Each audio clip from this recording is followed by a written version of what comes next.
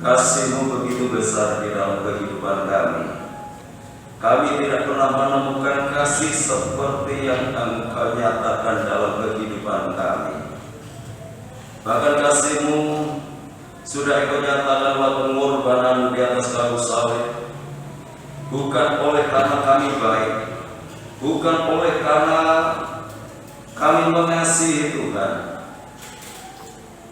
tetapi justru sebaliknya, seringkali kami menyakitkan hati Tuhan. Namun Engkau tetap begitu mengasihi di dalam kehidupan kami.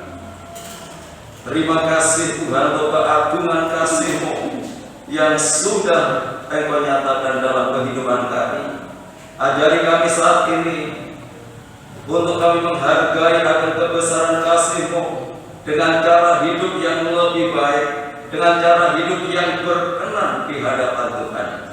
Terima kasih Bapa, bersyukur pada sore hari ini untuk satu kesempatan yang Engkau sediakan di dalam kehidupan kami, di mana kami boleh menghampiri tata kasih karunia lewat ibadah yang Kau sediakan dalam kehidupan kami. Dan biar lewat ibadah ini kami boleh terus dikerjakan oleh Tuhan lewat kebenaran-kebenaran firman-Mu yang membangun kami, yang membentuk hidup kami menjadi satu kehidupan yang boleh menyenangkan hati daripada Tuhan. Engkau hadir di tengah-tengah kami, Kau melawat setiap kehidupan kami. Dan biarlah suasana surgawi boleh nyata dalam ibadah kami pada sore hari ini. Ketika kami menyembah Tuhan, ketika kami memuji dan mengagungkan Tuhan, hadirat Tuhan boleh kami rasakan dalam kehidupan kami.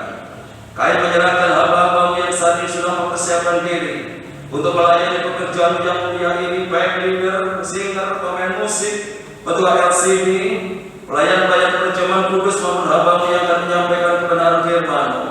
Mari Tuhan, Kau sucikan kami, Kau kuduskan kami. Pengurapan darah-Mu yang kudus Kau nyatakan dalam kehidupan kami. Biarlah kami menjadi perpanjangan tangan-Mu untuk menyatakan berkat Tuhan lewat ibadah pada sore hari ini. Darah khusus dilengkapi dengan persekutuan dan tubuh darah Tuhan. Terima kasih Tuhan. Kami menyerahkan saat ini saudara-saudara kami yang lain yang mungkin masih dalam perjalanan untuk menuju ke tempat ini. Tuhan jaga, lindungi, sertai, tuntun dan bimbinglah mereka segera tiba di tempat ini bersama kami untuk memuliakan Tuhan. Kalau pekerjaan kuasa kegelapan yang ingin mencoba mengganggu jalannya ibadah kami, yang ingin merebut berkat Tuhan yang Tuhan sediakan lewat ibadah ini, dalam bentuk apapun kami tolak, kami patahkan kuasanya dalam nama Yesus. Dan biarlah-Mu yang kudus menguasai tempat ini, menguasai hati dan pikiran kami, sehingga berkat Tuhan lewat ibadah ini seutuhnya boleh menjadi bagian dalam kehidupan kami. Tuhan berkati setiap gereja-gereja-Mu yang saat ini mengadakan ibadah yang sangat kami lakukan. Bagaimana Tuhan memberkati kami, Tuhan memberkati mereka semuanya, agar nama Tuhan dipermuliakan. Hanya di dalam nama Tuhan Yesus Kristus Kepala Gereja, kami serahkan segala doa kami buka ibadah kami pada sore hari ini, dan yang siap untuk memuliakan Tuhan, mari bersama kita katakan amin.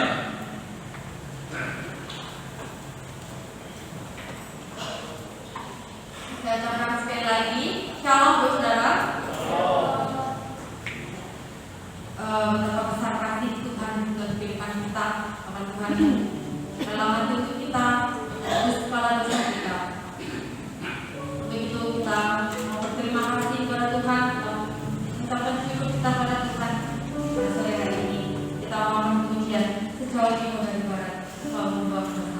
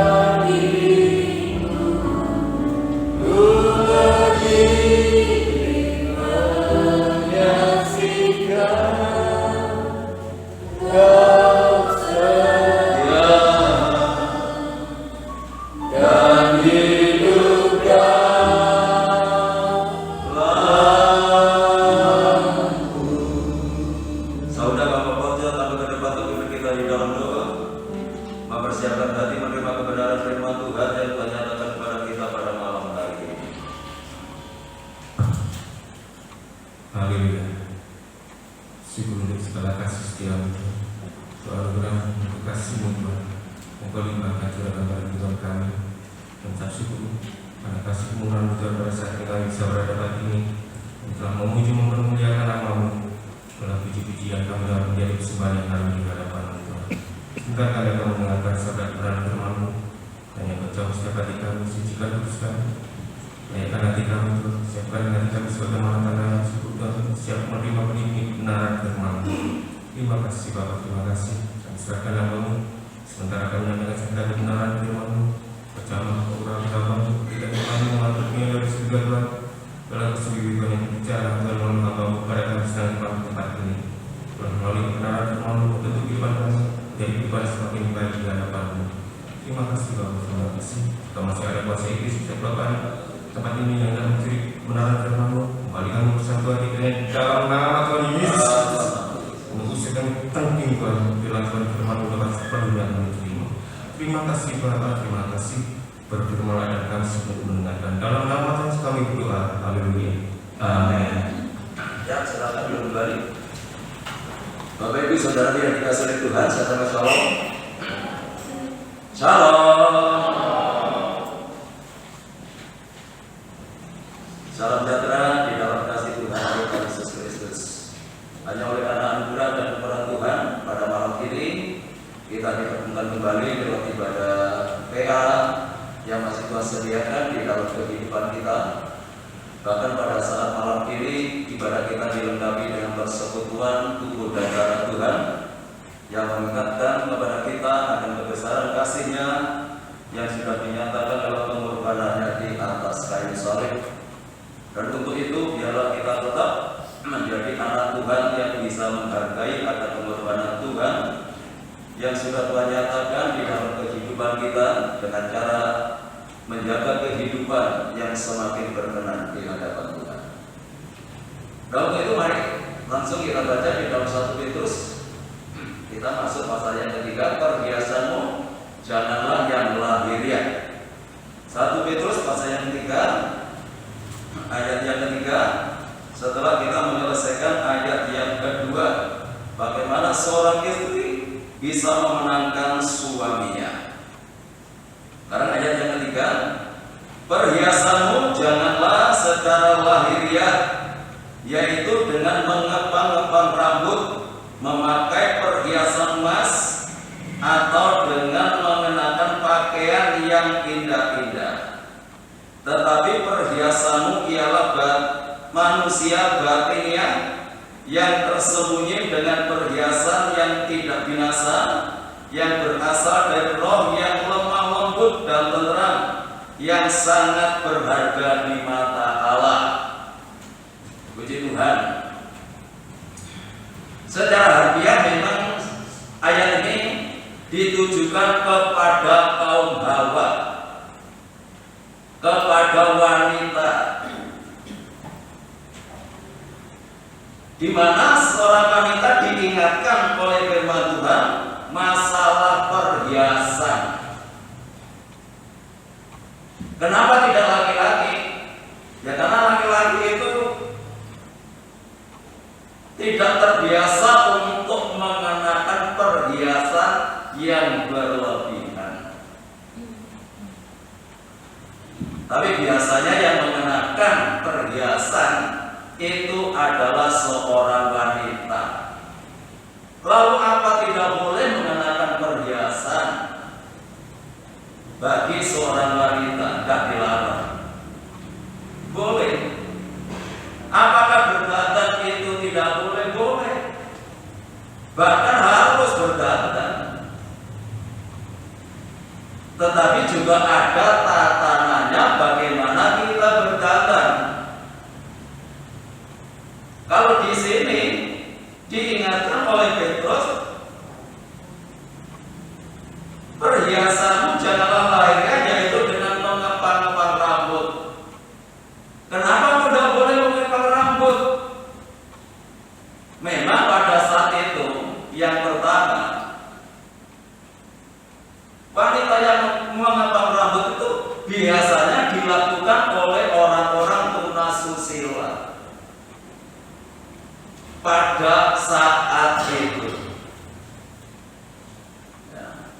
Nah, itu sebabnya dilarang bagi umat Tuhan, bagi orang yang beribadah kepada Tuhan dengan mengepang rambutnya.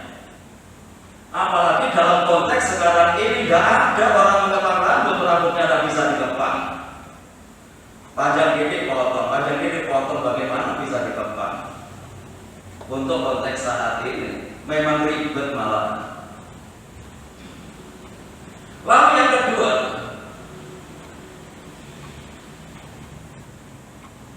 yaitu dengan mengepang rambut, memakai perhiasan emas dan mengenakan pakaian yang indah-indah. Jadi ketika mengepang rambut itu ada lilitan, yaitu terbuat dari emas.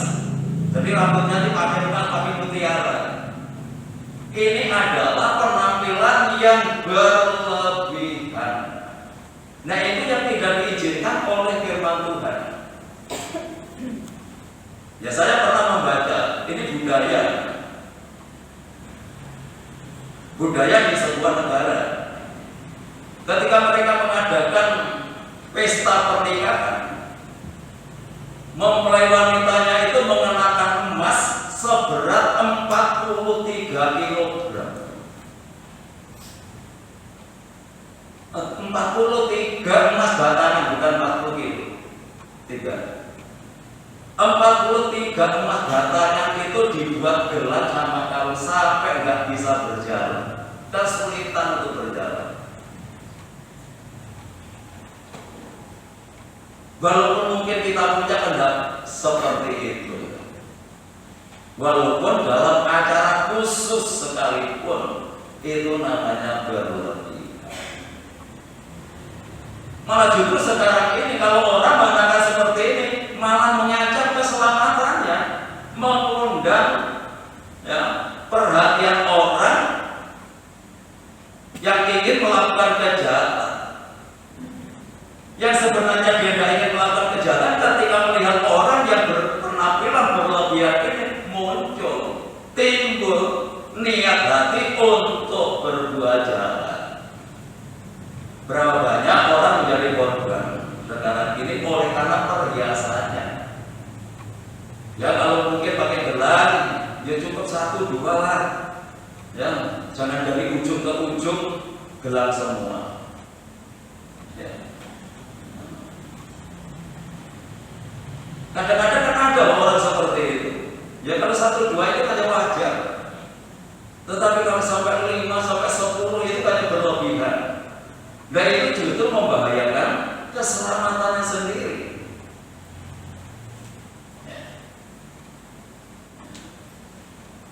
Jadi bukan berarti kita tidak boleh berdandan. Boleh, harus, apalagi istri-istri. Jadi jangan sampai istri-istri di tempat ini tidak berdandan. Ya. Apalagi wanita-wanita di luar sana dandannya menarik-menarik, ketika melihat istrinya tidak menarik karena tidak berdandan. Yang mengatakan saya sudah punya suami, saya sudah berkeluarga, jadi tidak perlu untuk berdandan. Banyak orang yang kecantol karena seperti ini. Melihat yang lain menarik, melihat yang lain, waduh, itu menyenangkan. Ketika melihat istrinya sendiri kok bolak-balik dasarnya itu saja. Harus berdandan. Tetapi kalau istri itu berdandan hanya untuk suaminya. Wahyu pasal 21.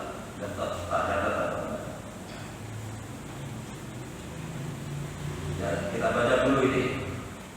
Kita boleh berdandan, apalagi istri-istri harus berdandan. Tapi mereka berdandan bukan untuk yang lain. Ya, Wahyu 21 ayat 2. Dan aku melihat kota yang kudus, Yerusalem yang baru turun dari surga, dari Allah, yang berhias bagaikan pengantin perempuan yang berdandan untuk suaminya. Ya. Jadi istri-istri harus berdandan. bukan untuk menarik perhatian orang lain, bukan supaya dipuji orang lain. Nah, berdandan untuk suaminya. Jadi ukurannya berdandan itu adalah suaminya. Ya.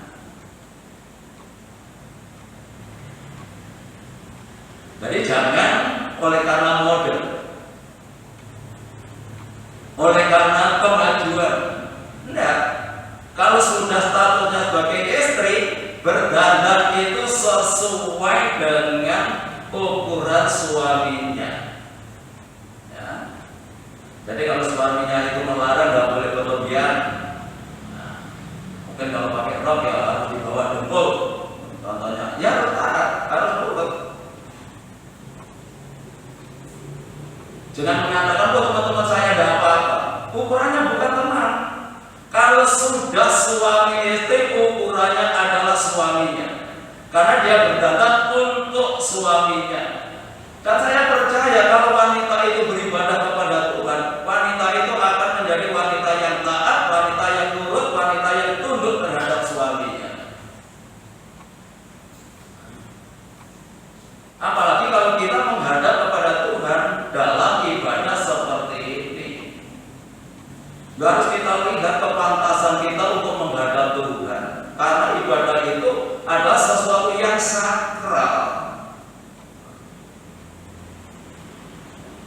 Jangan kita melihat di kota. Jangan melihat ibadah di mall-mall. Kita harus tetap menghargai karena ibadah itu adalah sesuatu yang sakral, yang perlu kita hargai, yang perlu kita hormati karena kita datang kepada Tuhan. Tunda pakaian shopping dipakai di gereja sendiri kayak ibarat itu dan biro sesungkan dalam Tuhan. Walaupun Tuhan itu adalah roh, kita harus mengerti, kita harus memahami bagaimana kita menjadi anak Tuhan yang menaruh hormat kepada Tuhan dalam berpakaian. Itu diatur dalam Alkitab.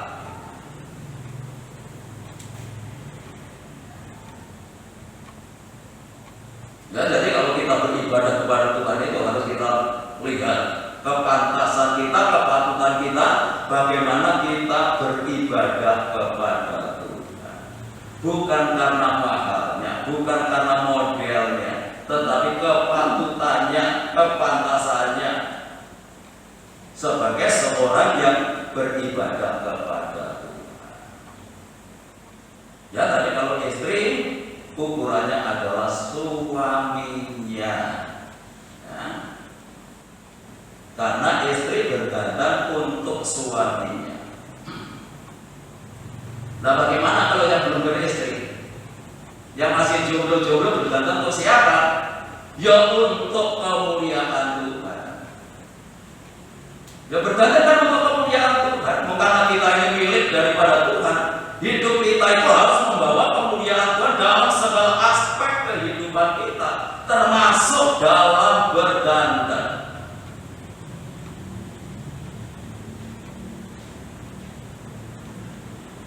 Soalnya waktu anak-anak saya SMP, dia punya kaos gambarnya tengkorak. Ada pantas itu anaknya hamba Tuhan pakai kaos gambarnya tengkorak, walaupun hanya sebatas gambar. Ketika saya tahu, saya sembunyikan, tak buang. Karena patut seperti itu. Bukan karena anak hamba Tuhan, tapi dan patut sebagai orang yang beribadah kepada Tuhan.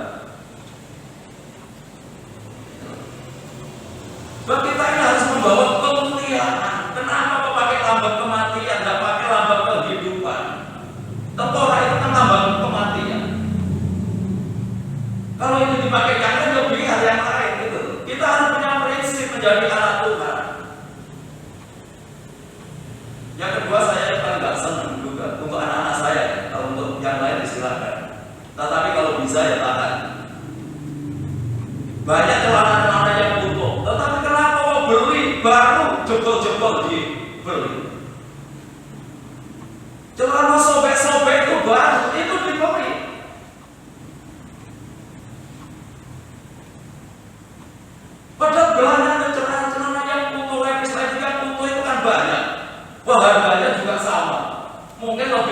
hal-hal yang jebol-jebol itu. Lu kok bisa loh anak Tuhan, kok gak punya rasa sungkan, gak punya rasa sungkan dengan Tuhan. Bagaimana kita mempunyai sikap hidup di tengah-tengah lingkungan masyarakat? Kita harus mencerminkan pribadi Tuhan dalam kehidupan kita, dalam berdandan. Jangan mengikuti model yang berlebihan. Kita boleh mengikuti model, tetapi model yang bagaimana yang harus kita ikuti. Kalau itu tidak pantas, kalau itu tidak patut kita kenakan sebagai orang yang beribadah kepada Tuhan, ya jangan itu digunakan, jangan itu kita ikuti. Kita harus punya prinsip bahwa hidup kita membawa kemuliaan Tuhan. Jadi masih jomblo-jomblo itu mengenakan pakaian bukan untuk menarik perhatian orang lain, tetapi untuk kemuliaan Tuhan. Karena pada dasarnya kalau berbicara masalah perempuan itu kan berbicara masalah gereja. Kalau di dalam Wahyu tadi mempelai wanita, siapa mempelai wanitanya? Gereja Tuhan, orang percaya. Dan mempelai laki-laki adalah pribadi Tuhan. Jadi kita mengenakan pakaian itu juga untuk kemuliaan Tuhan. Jadi tidak sesuka hatinya. Tidak pokoknya aku senang mengikuti model, tetapi tidak ngerti akan kebenaran firman.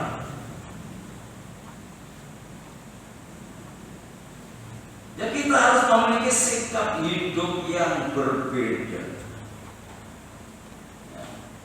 Itu adalah orang-orang yang beribadah kepada Tuhan. Ya, harus memiliki cara hidup yang berbeda sampai dalam dandanan hidup kita. Ya. Jadi tidak dilarang ya untuk memakai perhiasan, tidak dilarang untuk berpakaian yang indah, tetapi yang pantas, tidak berlebihan. Bagi yang sudah bersuami, berdandan untuk suaminya, bukan untuk menarik perhatian yang lain. Yang masih muda-muda, berdandan untuk kemuliaan Tuhan, bukan untuk mengikuti model. Dan ini pun diingatkan juga ya oleh Paulus ketika dia menasihati Timotius dalam 1 Timotius pasal yang kedua. 1 Timotius pasal yang kedua ayat yang ke-9.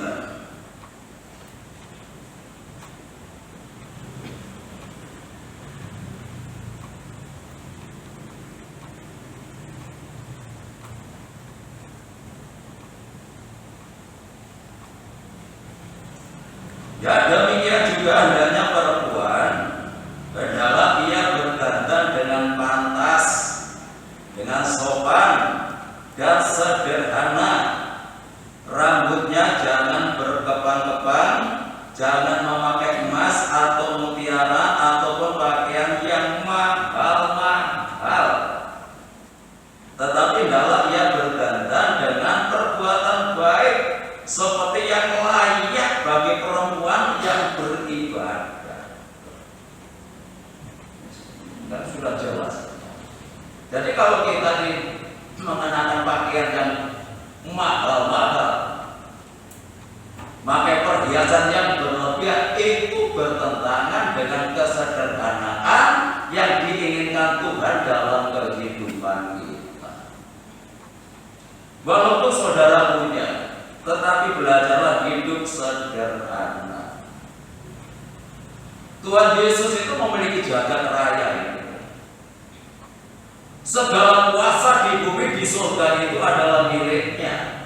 Tetapi ketika dia menjadi seorang manusia, dia tidak dilahirkan di rumah sakit yang mewah, pakai dokter spesialis juga enggak. Sederhana. Tuhan Yesus juga dilahirkan di sebuah kandang, dan dia di tengah-tengah keluarga yang sederhana. Dia sangat dahsyat, sangat luar biasa. Kemanusiaan Tuhan Yesus itu adalah bertentangan dengan kemanusiaan orang pada umumnya. Pada dia raja di atas segala raja, mau mengosongkan dirinya seperti ini. Sudah menjadi manusia yang sangat sederhana, hidup di tengah-tengah keluarga yang sederhana. Nah, itu sebabnya kalau kita ini diberkati Tuhan dengan melimpah, tetaplah hidup dalam kesederhanaan. Karena kita bertentangan kalau hidup berlebihan, penampilan berlebihan, ya. Bertentangan dengan kehendak Tuhan dalam hidup kita. Dijelaskan tadi ya, hendaklah yang berdandan dengan pantas, dengan sopan. Pantas dan sopan ini yang penting. Walaupun mungkin pakai bawahan sampai ke bawah, tapi disobek. Ya jangan seperti itu. Ya itu kan tidak pantas. Jadi harus yang pantas, ya. Harus yang pantas dan sopan. Tidak usah mengenakan pakaian yang mahal-mahal, ya. Jadi kalau kita diberkati Tuhan, orientasi hidup kita itu jangan kepada penampilan. Ya berkat Tuhan untuk kemuliaan Tuhan. Jangan menumpuk penampilan, jangan menumpuk kerajaannya sendiri. Perhatikan pelayanan pekerjaan Tuhan. Itu yang Tuhan mau di dalam kehidupan kita.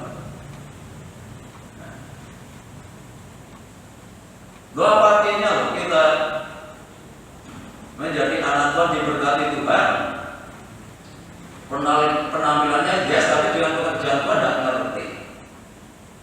Dia akan bertanggung jawab di hadapan Tuhan nanti. Ketika Tuhan memberikan sesuatu, itu ada tujuan, itu ada maksud. Apalagi kalau berbicara masalah kesederhanaan, mereka penampilannya lebih dari kesederhanaan, itu berlawanan dengan firman Tuhan. Jadi berkat Tuhan hanya untuk penampilan.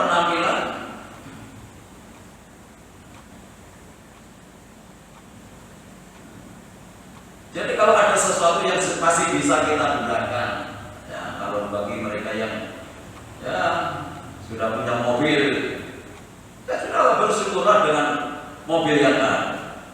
Bukan ganti mobil karena gengsi supaya dibuat, itu salah. Apalagi sampai utang-utang, itu tidak benar. Terima apa adanya. Segala sesuatu yang kita gunakan untuk tujuan penampilan itu berlawanan dengan firman.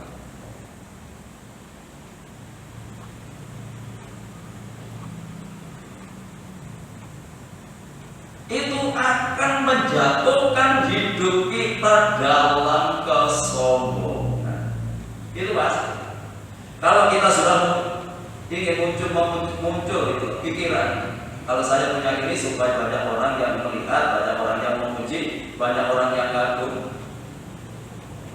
itu kan berarti kesombongan dalam hatinya sudah ada. Karena ingin mendapatkan perhatian, ingin mendapatkan pujian dari orang lain.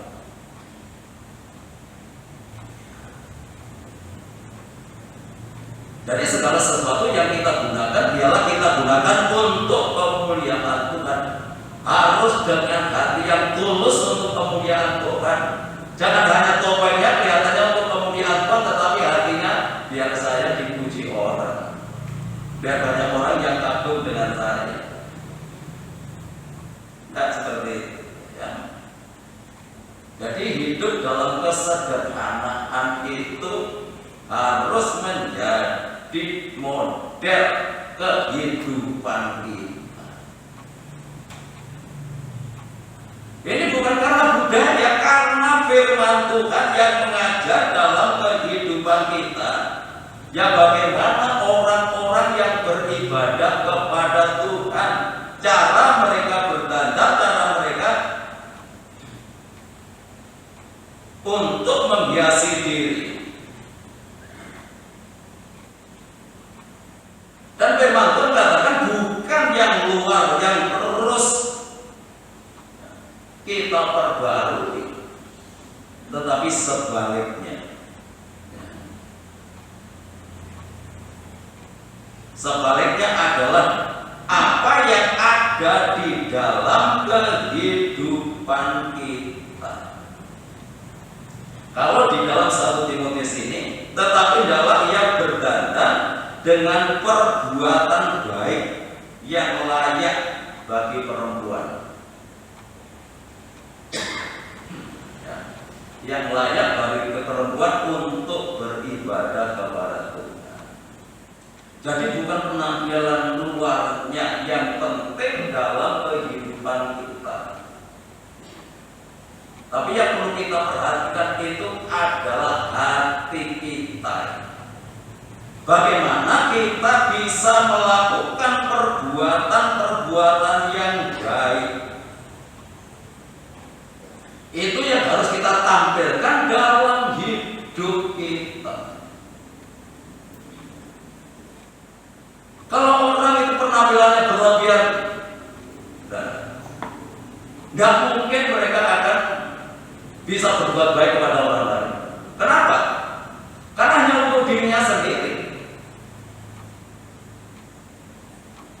Ini masih kurang. Nanti minggu depan ditambah lagi.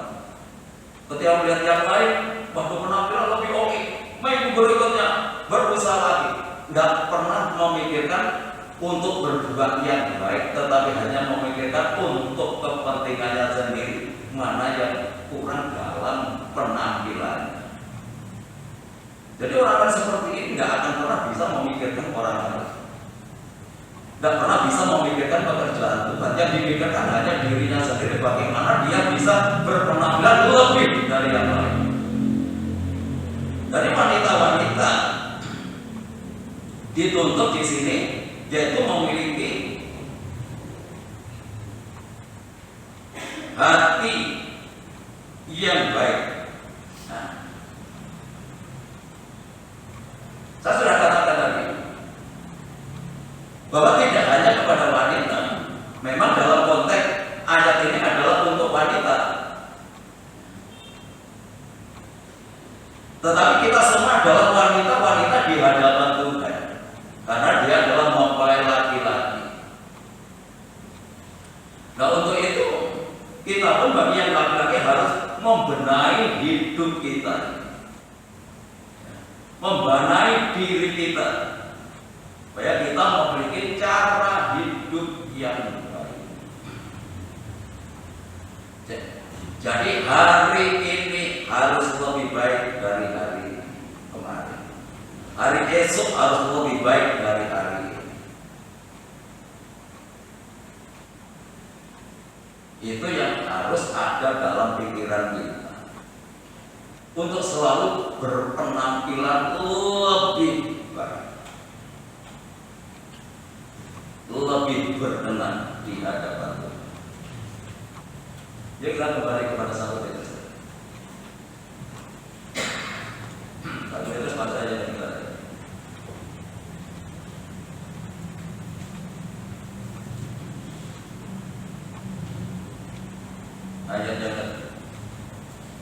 Ayat 4. Tetapi perhiasanmu ialah manusia batiniah yang tersembunyi dengan perhiasan yang tidak binasa, yang berasal dari Roh yang lemah lembut dan tenteram, yang sangat berharga di mata Allah. Ini yang berharga.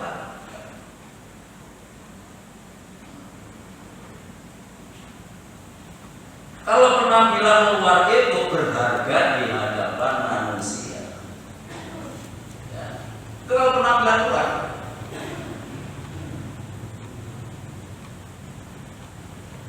Tetapi penampilan batiniah kita yang diperbarui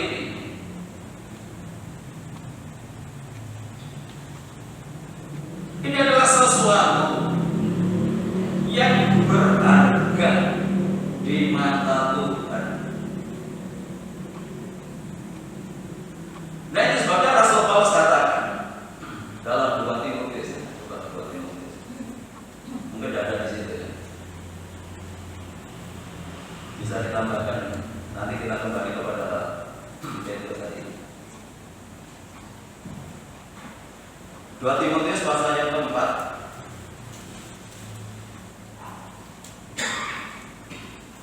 2 Timotius 4 ayat yang ke-16.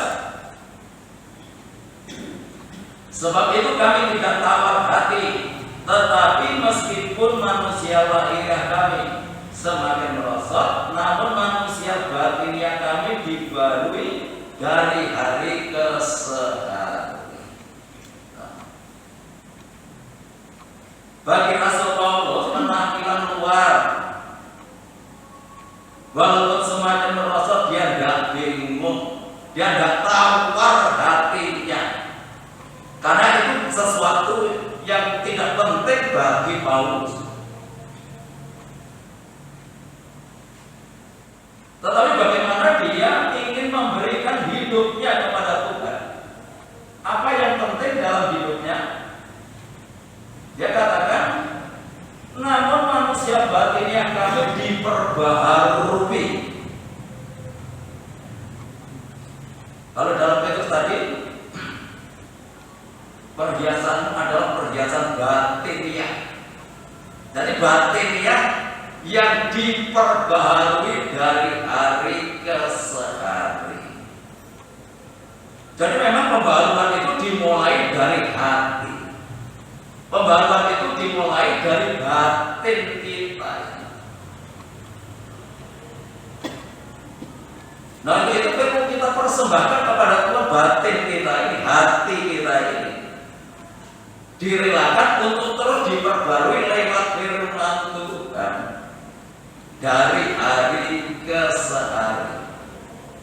Karena sasaran ibadah kita ini sampai kepada kesempurnaan. Kan Tuhan menginginkan kita sampai kita memiliki kehidupan yang tidak bercacat dan berjalan. Dan ini kan harus lewat proses pembaharuan. Gak bisa tanpa proses pembaharuan terus-menerus. Karena ini gak bisa dikerjakan spontanitas. Bicara masa kesempurnaan itu gak mudah. Ini perlu kemauan, perlu mengerti akan kehendak Tuhan. Orang yang gak ngerti gak akan pernah bisa berubah.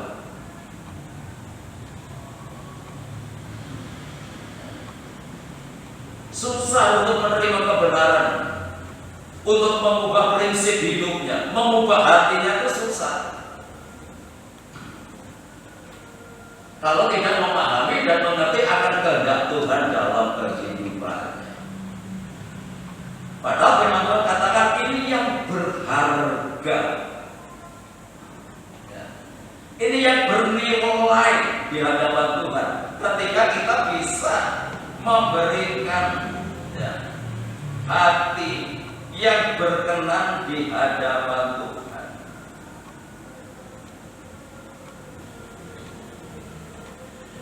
Yaitu perhiasan manusia batiniah yang tersembunyi, yang tidak nampak, yang tidak kelihatan, yang tidak binasa. Ini yang harus kita hiasi terus menerus. Yang berasal dari roh yang lemah lembut.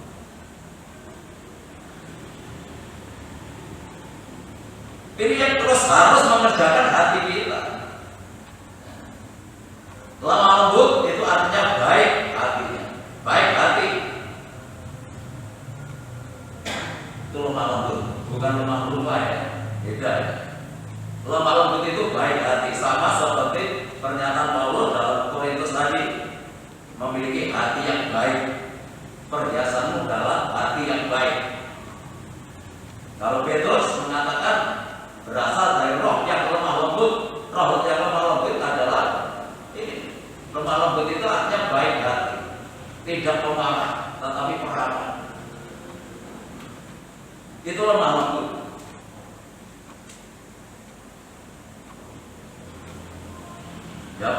wanita-wanita ya, miliki hati yang lemah lembut. Lemah lembut itu tidak pemarah, tidak pantas.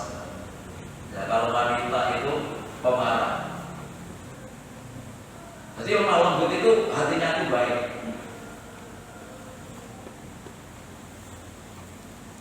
Tidak suka dendam, tidak suka benci, tidak mudah sakit hati, itu baik, hati baik. Hati baik itu tidak hanya suka memberi, ya. Tidak menyimpan kepahitan, itu ya hati yang baik.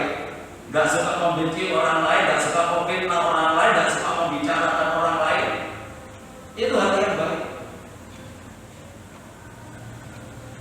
Apalagi pemarah, aduh, ini perlu berubah.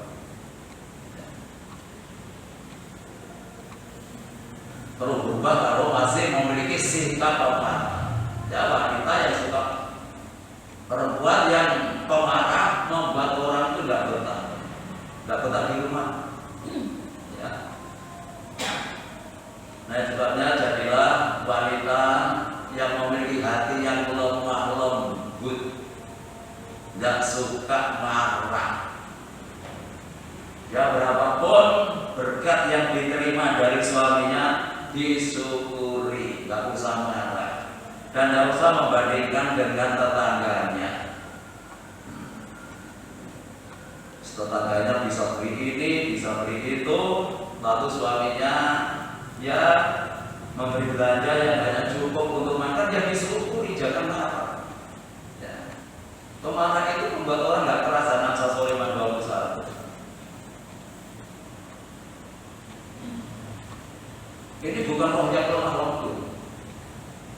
Roh yang lemah lembut itu adalah hati yang baik, membuat hati itu baik, tidak suka marah. Ayat yang ke-19.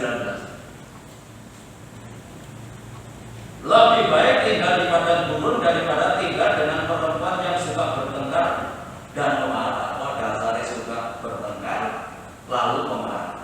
Lebih baik tinggal di padang gurun. Jadi artinya membuat orang itu nggak kerasa, nggak betah di rumah. Ya, bahwa suami-suami kerasa di rumah. Sediakan makanan yang cukup supaya tidak keluar rumah. Ya, gampang. Ya. Buatlah suami betah di rumah, buatlah anak-anak juga betah di rumah. Baru menghadapi orang tua yang suka marah, ini pasti anak-anak tidak betah di rumah. Lebih baik di tempat tetangga, lebih baik di kafe daripada di rumah.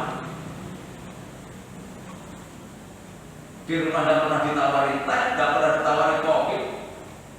Kalau di kafe begitu datang minum apa? Loh, kan enak di kafe. Ya, apalagi ya suami-suami. Ya. Di rumah tidak pernah ditanya mau minum apa mas, teh, kopi. Ya. Warung Toggo begitu datang sudah ditawar. Itu kerasa di tempat tetangga daripada di rumah sendiri. Kenapa ya? Karena menghadapi istri yang seperti ini itu kalau di sana. Tapi kalau di sini saya rasa sudah tidak ada. Masa sudah sekian tahun mendengarkan firman Tuhan tidak berubah, kan tidak mungkin. Saya percaya sudah lebih baik. Ya. Mungkin dihitung mulai dari kita menjadi Kristus sudah ribuan ayat yang kita dengarkan. Masa dari sekian itu tidak pernah mengubah hati kita. Bukan firman tidak berpuasa, mau nggak kita diubah oleh Tuhan? Firman Tuhan itu firman yang berkuasa untuk mengubah. Tetapi kalau kita sendiri tidak mau diubah, ya kita tidak akan pernah bisa berubah.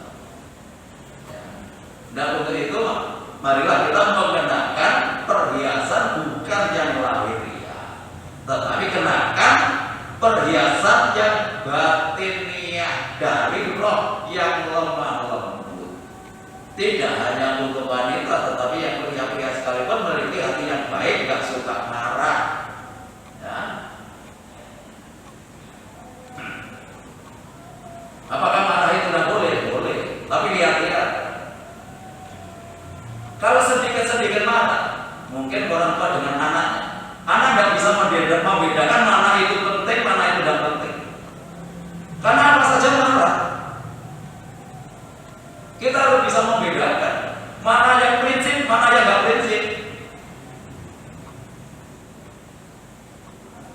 Jadi menjadi anak Tuhan, ibadah itu harus menjadi prinsip. Bisa marah kalau anak itu tidak mau ibadah. Supaya ngerti, ini prinsip keselamatan masalahnya.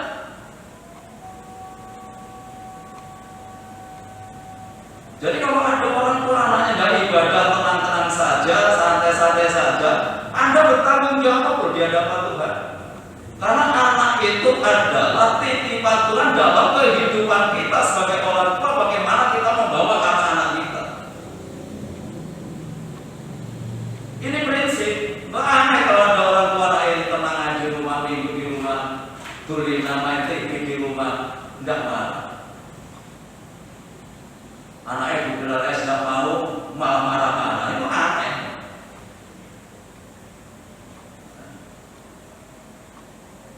Jadi kita marah boleh, tapi kita harus bisa membedakan mana yang prinsip, mana yang penting, dan mana yang tidak penting. Kalau segala sesuatu kita romo marah dengan kemarahan, anak-anak tidak ngerti mana itu yang penting, mana itu yang tidak penting. Nanti malah boleh. Tetapi harus kita memahami kenapa kita marah. Ada sesuatu yang prinsip, apalagi ibadah menyangkut keselamatan. Kalau anak-anak kita menjadi anak-anak yang malas, perlu kita marah.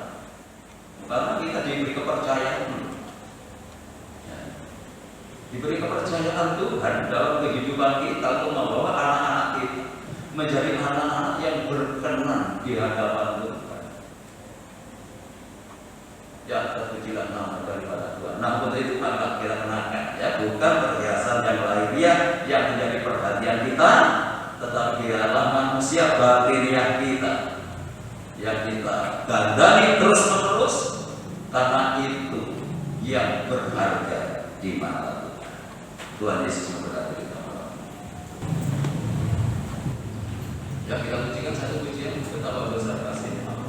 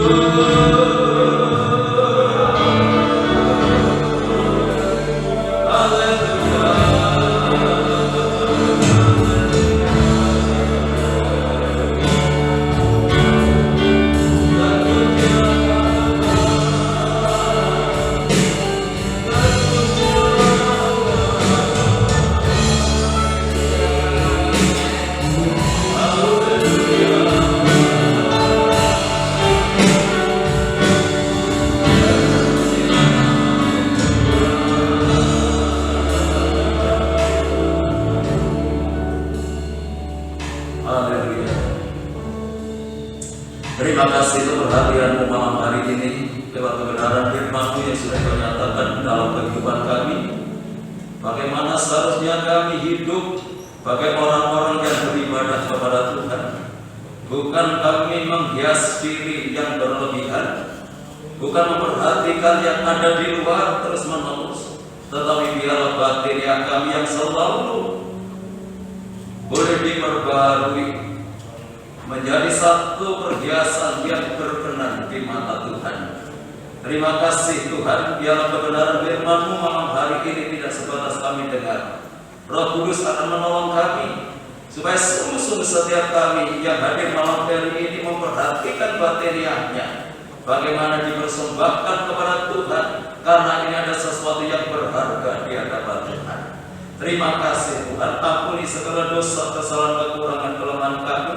Kalau selama ini kami hanya memperhatikan penampilan luar kami, tetapi tidak memperhatikan penampilan yang ada di dalam batiniah kami. Kuduskan kami, dan sebentar lagi kami akan bersekutu dengan tubuh dan darah-Mu. Dan biarlah lewat persekutuan ini Tuhan boleh menjadi berkat di dalam hidup kami. Serahkan hamba-hamba-Mu yang saat ini sudah mempersiapkan diri untuk melayani pekerjaan yang mulia. Tuhan kuduskan, Tuhan urapi, sehingga pelayanannya boleh berkenan di hadapan Tuhan dan boleh menjadi berkat bagi sidang jemaat Tuhan. Roti dan anggur yang sudah tersedia di atas meja ini Tuhan turunkan berkat-Mu, sehingga kami tidak melihat roti dan anggur secara jasmani. Ini adalah pecahan-pecahan tubuh-Mu, ini adalah curahan darah-Mu yang dikerjakan di atas kayu salib untuk keselamatan kehidupan kami. Terima kasih Tuhan, terima kasih. Dalam nama Tuhan Yesus kami berdoa dan bersyukur. Haleluya. Amin. Silakan duduk kembali.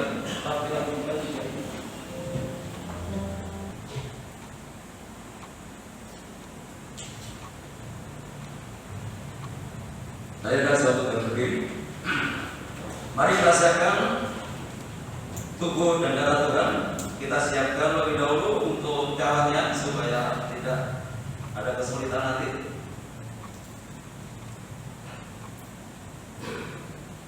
Kalau semua sudah, mari kita angkat tubuh Tuhan lebih tinggi dari kepala kita. Kita hormati, kita junjung tinggi pengorbanan Tuhan di atas kayu salib. Hanya olehnya kehidupan kita boleh diselamatkan. Untuk itu dengarkan firman Tuhan.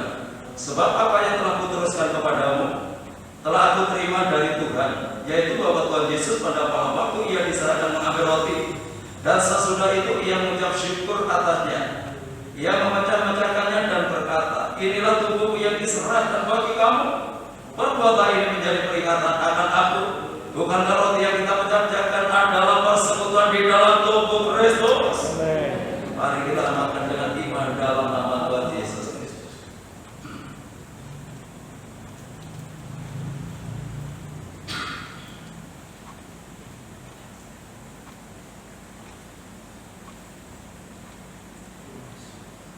Mari kita angkat cawan Tuhan lebih tinggi dari kepala kita. Demikian juga yang mengambil cawan sesudah makan lalu berkata, cawan ini adalah perjanjian baru yang dimeteraikan oleh darahku. Perbuatan ini setiap kali kamu meminumnya menjadi peringatan akan aku. Sebab setiap kali kamu makan roti ini dan minum cawan ini, kamu memberitakan kematian Tuhan sampai Ia datang. Bukankah anggur yang dicurahkan adalah persekutuan di dalam darah Kristus? Mari kita minum dengan iman dalam nama Tuhan Yesus.